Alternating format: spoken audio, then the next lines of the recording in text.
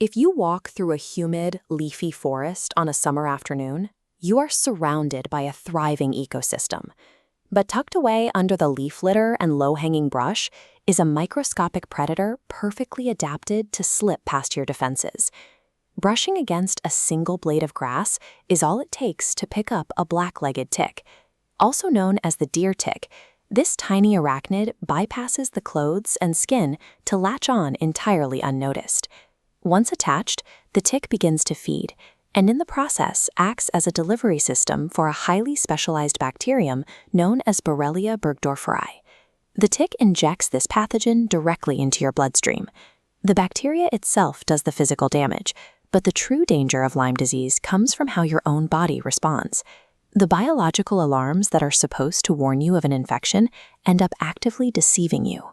Stopping the bacteria before it causes long-term neurological or joint damage relies on recognizing these disguised symptoms before a brief, critical window slams shut. This timeline represents the first month after a bite. Doctors called a period between day 3 and day 30 the early localized stage. This is your best chance to catch the infection early. The clearest warning sign during this time is erythema migrans, the classic, unmistakable bullseye rash. Over a few days, the site turns red and expands outward in a distinct circular pattern. Placed over the area, a hand would feel heat. But here is the biological trick. Despite being red, inflamed, and warm to the touch, erythema migrans does not hurt, and it does not itch. Human beings are wired to respond to discomfort. When a mosquito bites, we scratch.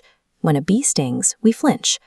Without a pain signal, we lose our most reliable diagnostic tool. Because it feels like perfectly normal skin, a massive, expanding red rash on your back can sit there for weeks while you remain entirely oblivious.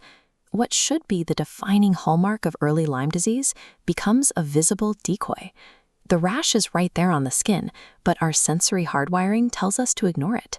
While this painless rash develops on the surface, a completely separate invisible reaction is taking place internally during that exact same 3 to 30-day window.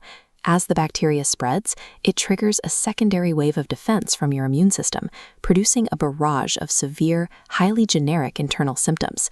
You might experience a sudden fever, intense fatigue, pounding headaches, deep muscle and joint aches, or swollen lymph nodes. Taken together, this specific cluster of symptoms perfectly mimics a standard seasonal flu. When we feel tired, achy, and feverish, our instinct is to assume we caught a common virus. We take a few days off to rest, entirely missing that these are the internal alarms for a tick-borne bacterial infection. This population diagram shows the final complication in spotting Lyme. Based on clinical data, about 70 to 80% of infected people develop the erythema migrans rash. Up to 30% who contract the bacteria never develop the defining bullseye rash at all. A rash that causes no pain, internal symptoms that look exactly like the flu, and a 1 in 3 chance that your skin shows no warning signs whatsoever. Early Lyme disease relies heavily on medical deception. A bite from an arachnid the size of a sesame seed sets off a chain of bodily alarms that are remarkably easy to misunderstand.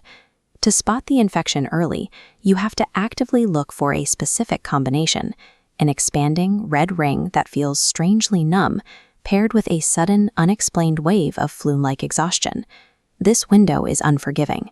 The opportunity to catch the infection early begins on day 3 and disappears by day 30. The bacteria relies on staying hidden in plain sight. By knowing exactly how these early symptoms disguise themselves, you turn an invisible threat into a recognizable pattern.